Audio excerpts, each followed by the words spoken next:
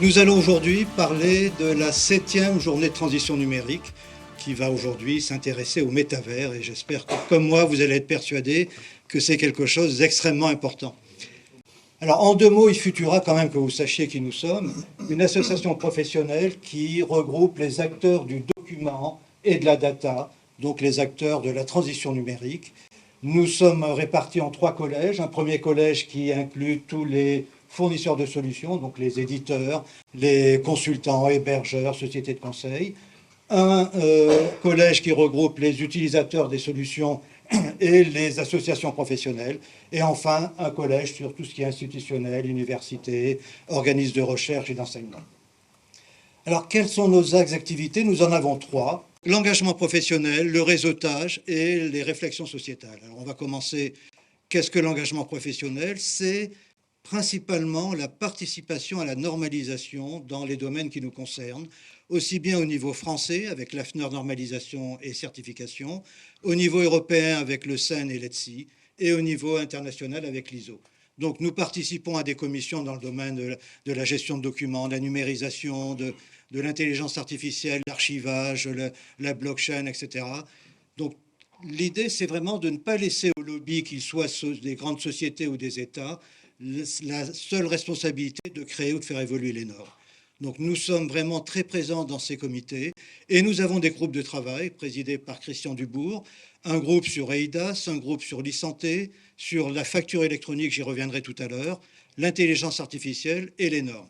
Donc tous les adhérents peuvent participer à ces groupes et il faut savoir que tous ceux qui travaillent dans eFutura sont des bénévoles. Personne n'est salarié et tout le monde travaille avec dans l'idée de faire progresser notre profession. Nous avons des formations. Alors, une formation que nous sommes en train de créer pour la mise en place de méthodologies de sécurisation des logiciels et services. Vous savez que les hackers sont de plus en plus nombreux, il y a de plus en plus de piratage aujourd'hui. Et un des points d'entrée dans les sociétés, ce sont les logiciels. Donc là, nous allons avoir une formation qui va vous expliquer, à ceux qui sont intéressés, comment sécuriser les logiciels pour éviter justement ces points d'entrée. Donc ça va s'intéresser aux éditeurs, mais également aux sociétés qui mettent en place des logiciels sur leur serveur. Du papier au numérique par la numérisation fidèle, la gouvernance et des formations un peu plus techniques sur l'archivage électronique avec la norme NFZ 42013 et la certification attenante NF 461 et la numérisation fidèle avec la NFZ 42026 et la certification NF 544. Voilà. Bon, c'est quelques exemples de formations.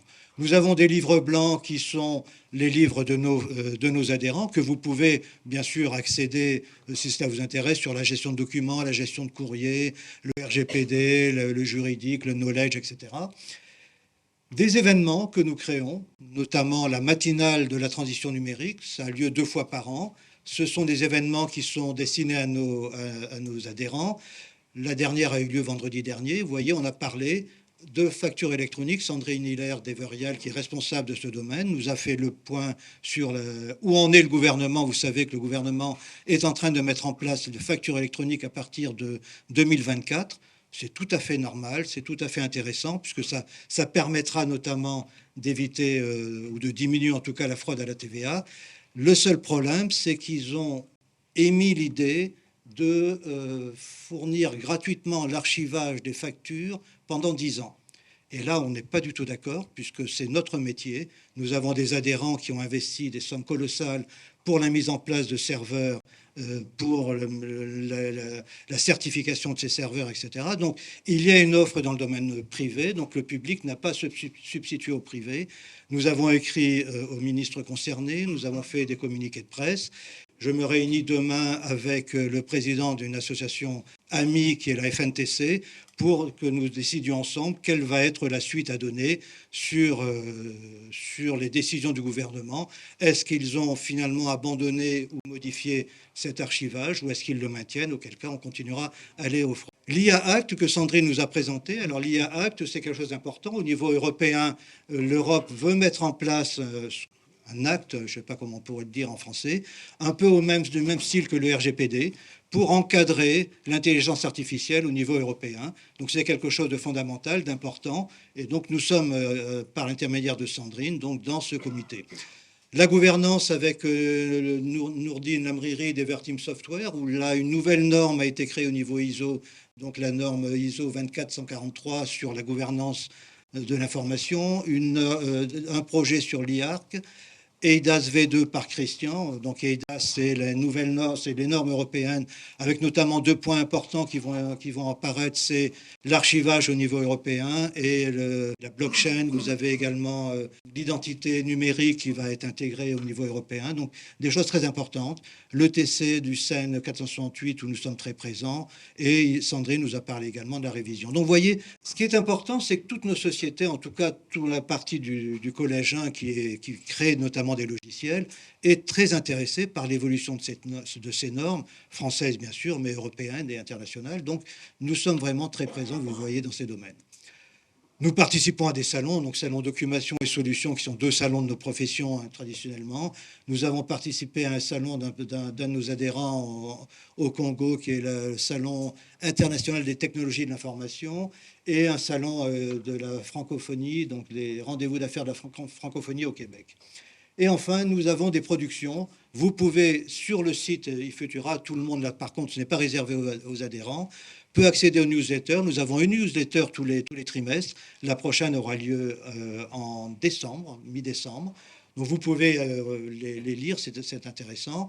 Des avis juridiques que notre avocat, à qui nous avons demandé à notre avocat d'émettre des avis, notamment sur la destruction du papier lorsqu'on archive dans un système d'archivage électronique certifié, la destruction du papier lorsqu'on a numérisé un document, quand est-ce que c'est possible. Donc vous avez des informations, les vidéos de toutes les JTN qui sont disponibles sur le site et des webinaires également.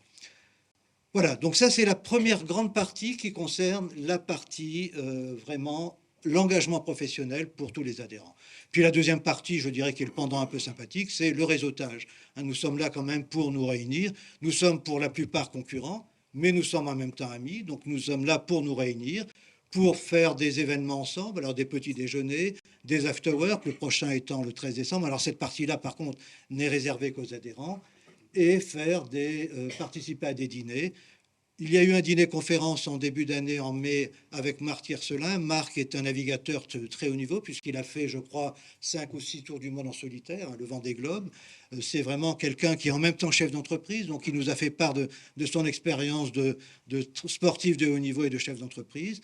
Et en novembre, le 17 novembre, nous avons Christophe Copin, qui est un ancien commandant du RAID, qui lui est spécialiste des négociations, va venir lors de ce dîner pour nous parler de négociations. C'est quelque chose que nous avons tous besoin sinon de maîtriser, en tout cas d'essayer de bien connaître et comprendre, puisque nous avons tous à un moment donné dans notre vie professionnelle à négocier avec des salariés, avec des fournisseurs, des clients ou autres. Voilà, donc cette partie événementielle, c'est vraiment fait pour nous connaître, pourquoi pas créer aussi du business entre nos sociétés. Le troisième axe, qui est très important également à mes yeux, concerne les réflexions sociétales. Donc un groupe de travail qui est animé par Vladimir Taranov, qui est également le responsable de la JTN, s'occupe de réfléchir sur l'influence, l'impact de la transition numérique sur la société.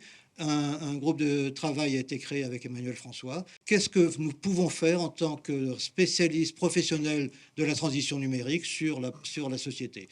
Et donc, la journée de la transition numérique a été créée pour réfléchir tous les ans sur un thème important concernant donc la transition numérique.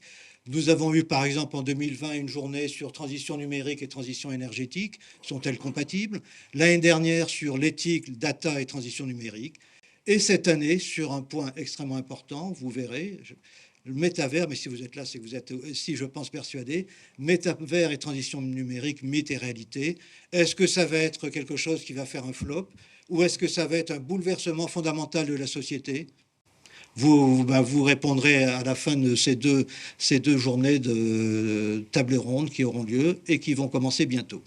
Je vais appeler Vladimir Taranov, qui est le responsable. Alors, Vladimir est membre du conseil d'administration d'eFutura, président de la commission prospective et sociétale et responsable pédagogique du MBA Digital Marketing et Business de DMP. Donc, Vladimir, je te laisse la parole.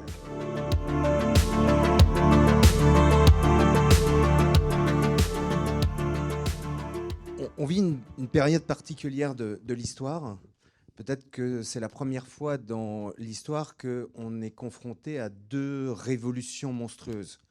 Une première qui est une révolution industrielle, celle du digital, et puis une qui nous est un peu tombée sur les bras, même si on n'avait pas voulu la voir, qui est cette révolution environnementale. Donc cette JTN, Journée de la transition numérique, notre objectif c'est de se poser un peu, de se poser pendant une journée, d'accepter du temps long, de pouvoir échanger sur un sujet inspirant, quelque chose qui sera peut-être notre avenir. On n'en sait rien. Il y a des gens qui ont une vision, avant tout des gens de la technologie, qui ont une vision du monde de demain, qu'ils souhaitent imposer, mettre en place. Ils ont des moyens financiers extrêmement importants. Ils ont une compréhension et une maîtrise de la technologie. Et donc, ils cherchent à créer ce monde-là. Donc, il y a des gens qui ont une vision. On a des convictions. Nos invités ont des convictions qu'ils vont partager avec nous. Et à l'occasion de cette table ronde, donc sur la thématique du métavers, nouvelle révolution, simplement un buzz, le fantasme de Mark Zuckerberg. Aujourd'hui, c'est plein de questions. C'est un sujet qui est extrêmement clivant. Il y a moins d'un an, quasiment jour pour jour, Mark Zuckerberg nous annonçait que Facebook changeait de nom, allait s'appeler Meta, et qu'il souhaitait positionner le groupe Meta au cœur du futur web, le métavers. Première question que je t'adresse, Stéphane. Essayons de comprendre déjà qu'est-ce que c'est que le métavers. Donc effectivement, la question, il y a quand on faisait du Second Life, on parlait de Cyberworld, on parlait de monde virtuel. Effectivement, on va dire que Mark Zuckerberg a fait un peu un hold-up en ressortant le mot métavers qui, pour rappel, vient de la science-fiction, du roman de Stephenson qui est sorti en 92, je crois. Effectivement, en lançant Meta, il a fait un peu un coup de punch en disant finalement tout le monde utilise ce terme métavers et à chaque fois on lui donne €1 finalement ou $1 à chaque fois qu'on l'utilise, puisque effectivement il s'est réapproprié ce mot qui existait bien avant lui.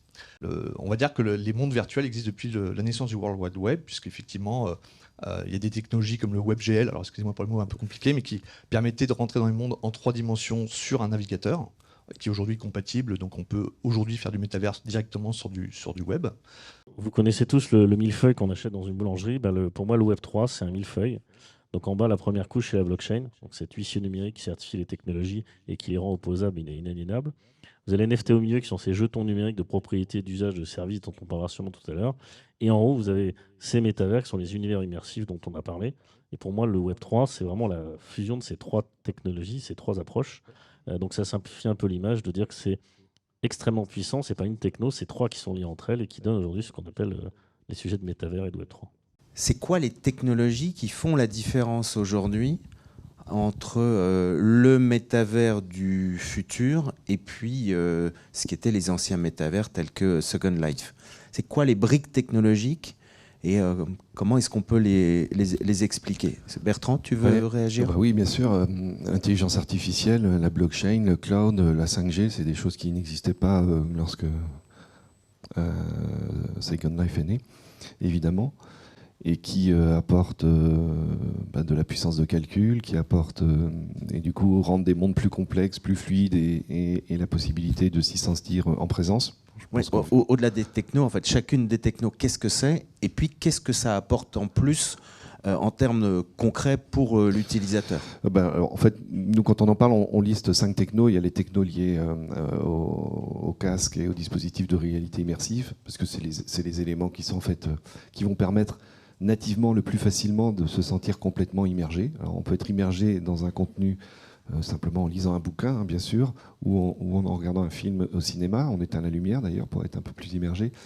C'est plus facile avec des dispositifs qui permettent de s'isoler dans un monde virtuel, de s'isoler du physique, mais d'aller rejoindre ses amis dans un monde virtuel, ou, comme l'évoquait Stéphane, de disposer autour de nous d'éléments graphiques, d'éléments visuels. Comprendre ce qu'est la blockchain. Et puis, est-ce qu'on peut considérer que les crypto-monnaies et les NFT sont des enfants naturels de la blockchain? Qu'est-ce que c'est? Et qu'est-ce que ça apportera au métavers? La blockchain, en fait, il faut comprendre qu'au départ, c'est une technologie qui est purement théorique, en fait, développée dans les années 90, enfin théorisée dans les années 90, pour pouvoir copier et réaliser de multiples copies d'un fichier ou d'un dossier sur de multiples points d'un réseau. Tout le monde ici, je pense, s'est retrouvé confronté au problème d'avoir un écrit en cours, par exemple, ou un dossier qu'on veut protéger. On ne veut pas le laisser uniquement sur un disque dur, donc on va le copier pour le mettre sur un autre disque dur. Mais comme on rajoute des choses dans ce dossier, il va falloir qu'on en rajoute les mêmes dans la copie qu'on a effectuée. Au départ, le principe de la blockchain sert à remédier à cette question, en fait. Vous réalisez de multiples copies, 10, 100, 1000 d'un même dossier, d'un même fichier, et vous êtes sûr que quand vous apportez une modification à l'une des versions, toutes les versions sont mises à jour au même moment sur tous les points du réseau. Ça, c'est la première idée. Elle est développée dans les années 90 par notamment un chercheur américain qui s'appelle Stuart Tornetta. Et en fait, la première mise en application de ce principe réel, qui était uniquement théorique, c'est le Bitcoin. La première application donc d'un système de registre distribué, c'est le protocole Bitcoin, qui, rappelons-le, est un protocole de transaction pair à pair, c'est-à-dire d'individus, d'utilisateur à utilisateur directement, sur un réseau de transactions qui se veut complètement décentralisé, grâce à un registre comptable qui existe en de multiples versions. Le réseau Bitcoin fonctionne avec un registre comptable qui va horodater, intégrer et valider chaque transaction toutes les 7 minutes. Et ensuite, vous passez à l'étape supérieure, c'est-à-dire que Bitcoin a utilisé cette théorie du registre distribué pour valider des transactions sur un réseau, en créant de fait la première crypto-monnaie de l'histoire. Ce n'est pas tout à fait la première monnaie électronique, mais si je rentre dans le sujet, on est reparti pour 1 heure. Donc c'est la première crypto-monnaie, disons. Mais ensuite, l'étape suivante, c'est de pouvoir utiliser ce principe de registre distribué pour non pas seulement héberger un registre comptable sur une blockchain, mais héberger des applications informatiques. C'est le principe d'Ethereum.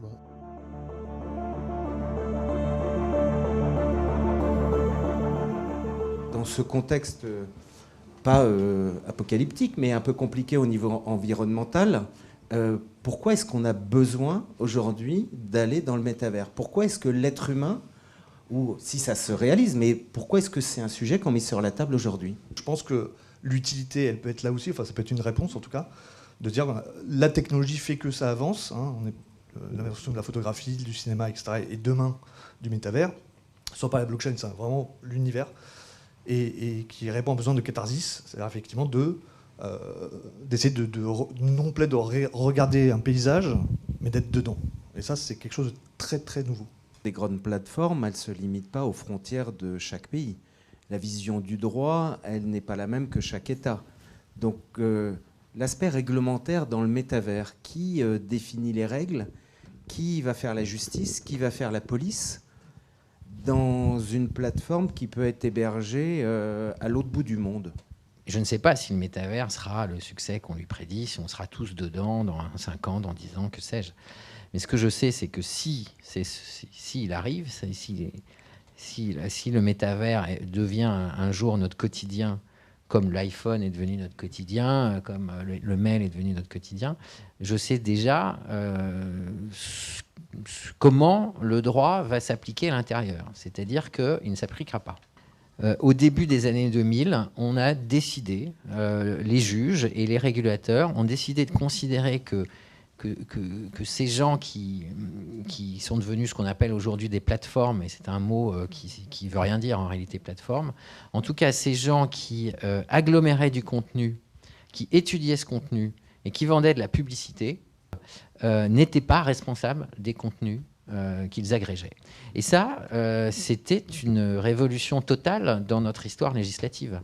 Historiquement, c'est en 1996 que le Decency Act aux États-Unis promeut le statut d'hébergeur. Pour qui? Pour les opérateurs de télécom qui vont devenir des fournisseurs d'accès à Internet la même année.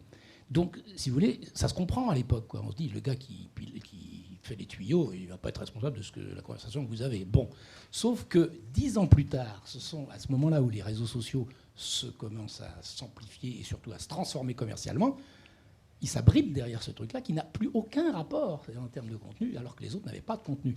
Donc vous voyez, et l'arnaque qui consiste à dire on est hébergeur et on n'est pas éditeur, elle est perpétuée. Effectivement, je suis complètement d'accord avec vous, avec le DSA. Et Roblox fait la même chose, c'est-à-dire qu'il dit, alors mieux que ça même, ils ont dit, non seulement donc on n'est pas éditeur évidemment, on ne fait pas la police là, on fait confiance aux gens, mais en plus à un moment ils ont failli être accusés d'être une plateforme de jeu d'argent, parce qu'en réalité ça se voit, quoi. Ça se voit que c'est fait pour faire de l'argent. Ah bon, d'accord. Donc ils se sont débrouillés pour sortir de cette... Ils faisaient même de la pub pour ça à un moment. Ils disaient, regardez, vous allez vous faire plein de fric, etc. Et au bout d'un moment, ils étaient obligés de retirer tout cela et dire non, pas du tout, parce qu'il y a une réglementation sur les jeux d'argent. Et il y a quand même des endroits où il y a quand même du droit qui pourrait s'appliquer. Alors il faut tout faire pour surtout pas rentrer dans les créneaux où vous pourriez être sous le coup de règles communes. Et là, vous dites, non, c'est pas moi, je ne fais que commercialiser une plateforme technique qui elle-même comporte des aspects, non pas de jeu d'argent, parce qu'en plus, il n'y a pas de convertibilité aussi simple que ça. Donc, c'est juste des Robux, comme on les appelle, que la monnaie locale, qui vous permet de racheter d'autres expériences, etc. Et comme ça, hop, on est sorti de la possibilité, du risque d'être sous le coup des jeux d'argent. Donc, tout est comme ça. C'est-à-dire, je me faufile entre les mailles du filet au cas où je pourrais avoir une responsabilité. Et vous voyez qu'à partir de ce moment-là, le débat en matière de régulation devient compliqué, parce que tous ces gens-là qui ont une puissance de lobby extraordinaire d'une part, parce que dans le DSA, je peux vous dire qu'ils y sont allés pas de main morte au niveau européen, ils ont poussé à mort, surtout pour qu'il n'y ait pas de changement de ce type-là. Donc à partir de ce moment-là, vous vous retrouvez avec une inégalité et un rapport de force totalement disproportionné, surtout quand vous avez en face des gens qui pensent que si jamais on touche à quelque chose, ça ruinerait le business. Mais en plus, c'est faux. Parce que le principe, c'est justement de pouvoir inventer du business qui soit responsable, qui soit durable, qui crée de la confiance, qui effectivement ait toutes les qualités qui font qu'on institue une vraie valeur ajoutée. En fait, c'est intéressant déjà de voir qu'on se pose la question, parce que pendant longtemps, lorsqu'il y avait une innovation technologique, lorsqu'on pouvait faire quelque chose, on ne se posait pas la question, on disait il faut y aller, il faut essayer, et puis on verra. C'est vrai que là, on est dans une période de grand renversement des valeurs au niveau du rapport entre l'économie et on va dire le sociétal, ou en tout cas les grands idéaux de l'humanité. Avec l'industrialisation, l'économie s'est désencastrée, c'est-à-dire qu'elle est devenue autonome. Voilà, et quand on développe des activités, on ne se demande pas en fait si elles sont utiles à autre chose. En gros, tant que ça tourne, tant qu'il y a du business, c'est utile, c'est pas une vraie question. Or là, on a eu un grand renversement ces derniers temps, avec l'environnement maintenant effectivement, mais déjà avec le Covid. On s'est demandé pour la première fois s'il y avait des activités qui étaient non essentielles, parce que c'est quand même une manière de dire inutile. On s'est dit qu'il y avait des activités qui étaient peut-être objectivement inutiles, voire néfastes, et qu'on pouvait stopper l'ensemble de l'économie, en tout cas des secteurs entiers, au nom d'un idéal supérieur. Alors ça a été la santé pendant le Covid, mais bon là, avec la guerre en Ukraine, ça peut être la souveraineté, et demain, voire aujourd'hui déjà, avec, je sais pas, par exemple une pénurie énergétique cet hiver, on pourrait envisager carrément la fermeture de secteurs entiers de l'économie. Pour la première fois, on se demande si voilà, des activités non seulement servent à quelque chose, voire devraient carrément ne pas être développées. Et donc pour le métavers, c'est délicat. Pourquoi ? Parce que le métavers, repose sur des technologies très lourdes, avec évidemment énormément de dépenses d'énergie, toute la technologie de blockchain, voilà, qui est à la fois fascinante, mais qui a tout son intérêt par sa décentralisation, etc. Le problème, c'est qu'elle est aussi extrêmement consommatrice en énergie. Il y a beaucoup de critiques sur le Bitcoin, malgré toutes les tentatives de faire en sorte qu'il y ait moins de consommation d'énergie. Voilà, le Bitcoin consomme moins qu'avant, Ethereum, voilà, c'est consommé beaucoup moins que le Bitcoin. Donc voilà, on est dans une logique d'amélioration, ou en tout cas on limite les dégâts au niveau de la dépense énergétique, ou en tout cas on espère pouvoir les limiter dans le futur, mais évidemment on peut se demander tout de même pourquoi tout cela, pour le dire vite, pourquoi est-ce qu'au moment où le monde réel brûle, on irait se réfugier dans un monde imaginaire.